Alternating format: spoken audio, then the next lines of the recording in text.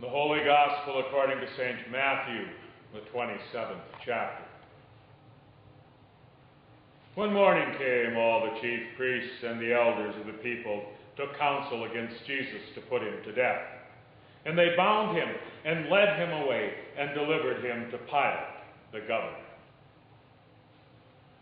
When Judas, his betrayer, saw that he was condemned, he repented and brought back the 30 pieces of silver to the chief priests and the elders, saying, "I have sinned in betraying innocent blood." They said, "What is that to us? See to it yourself."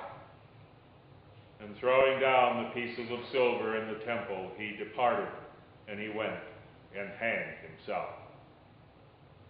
But the chief priests, taking the pieces of silver, said, "It is not lawful to put them into the treasury, since they are blood money." So they took counsel and bought with them the potter's field to bury strangers in. Therefore that field has been called the field of blood to this day. Then was fulfilled what had been spoken by the prophet Jeremiah, saying, "And they took the 30 pieces of silver, the price of him on whom a price had been set by some of the sons of Israel. And they gave them for the potter's field, as the Lord directed me." Now Jesus stood before the governor, and the governor asked him, "Are you the king of the Jews?" Jesus said to him, "You have said so." But when he was accused by the chief priests and elders, he made no answer. Then Pilate said to him, "Do you not hear how many charges they testify against you?" But he gave him no answer, not even to a single charge, so that the governor wondered greatly. Now at the feast, the governor was accustomed to release for the crowd any one prisoner whom they wanted. And they had a notorious prisoner called Barabbas. So when they had gathered, Pilate said to them, "Whom do you want me to release for you, Barabbas or Jesus, who is called Christ?" For he knew that it was out of envy that they had delivered him up. Besides, while he was sitting on the judgment seat, his wife sent word to him, "Have nothing to do with that righteous man, for I have suffered much over him today in a dream." Now when the chief priests and the elders persuaded the people to ask for Barabbas and destroy Jesus, the governor again said to them, "Which of the two do you want me to release for you?" And they said, "Barabbas."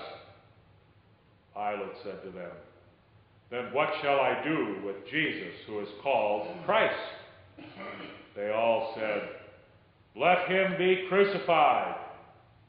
And he said, "Why? What evil has he done?"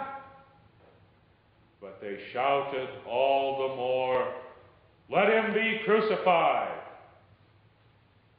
So when Pilate saw that he was gaining nothing, but rather that a riot was beginning, he took water and washed his hands before the crowd, saying, "I am innocent of this man's blood. See to it yourselves." And all the people answered, "His blood be on us and on our children." Then Pilate released for them Barabbas, and having scourged Jesus, delivered him to be crucified. Then the soldiers of the governor took Jesus into the praetorium, and they gathered the whole battalion before him. And they stripped him and put a scarlet robe on him, and planting a crown of thorns, they put it on his head, and put a rod in his right hand, and kneeling before him, they mocked him, saying, "Hail, King of the Jews!" And they spat on him, and took the rod and struck him on the head. And when they had mocked him, they stripped him of the robe, put his own clothes on him, and led him away to crucify him. As they were marching out, they came upon a man of Cyrene, Simon by name. This man they compelled to carry his cross, and when they came to a place called Golgotha, which means the place of the skull, they offered him wine to drink, mingled with gall, but when he tasted it, he would not drink it. And when they had crucified him, they divided his garments among them by casting lots. Then they sat down and kept watch over him there. And over his head they put the charge against him, which read, "This is Jesus, the King of the Jews." Then 2 robbers were crucified with him, one on his right and one on his left. And those who passed by derided him, wagging their heads and saying, "You, who would greatly destroy the temple and build it in 3 days, save yourself.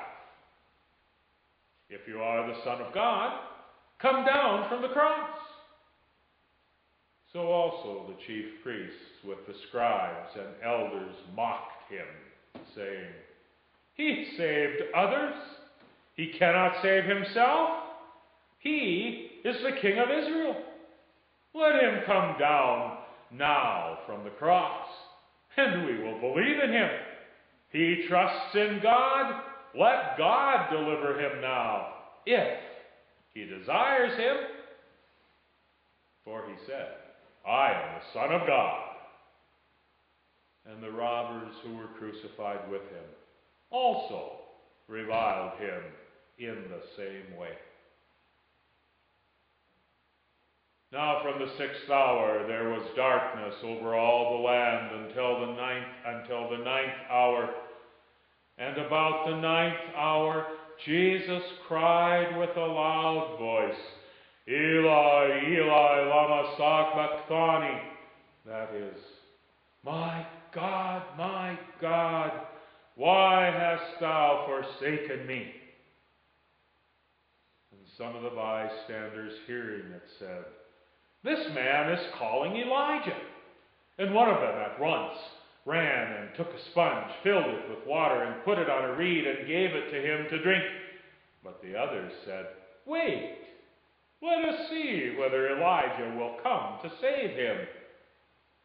And Jesus cried again with a loud voice, and gave up his spirit. And behold, the curtain of the temple was torn in 2 from top to bottom, and the earth shook, and the rocks were split. The tombs also were opened, and many bodies of the saints who had fallen asleep were raised. And coming out of the tombs after his resurrection, they went into the holy city and appeared to many. When the centurion and those who were with him keeping watch over Jesus saw the earthquake and saw what took place, they were filled with awe and declared, "Truly, this was the Son of God." There were also many women there looking on from afar, who had followed Jesus from Galilee, ministering to him, among whom were Mary Magdalene, and Mary the mother of James and Joseph, and the mother of the sons of Zebedee. When it was evening, there came a rich man from Arimathea named Joseph, who also was a disciple of Jesus. He went to Pilate and asked for the body of Jesus. Then Pilate ordered it to be given to him, and Joseph took the body and wrapped it in clean linen shroud and laid it in his own new tomb, which he had hewn in the rock, and he rolled a great stone to the door of the tomb and departed.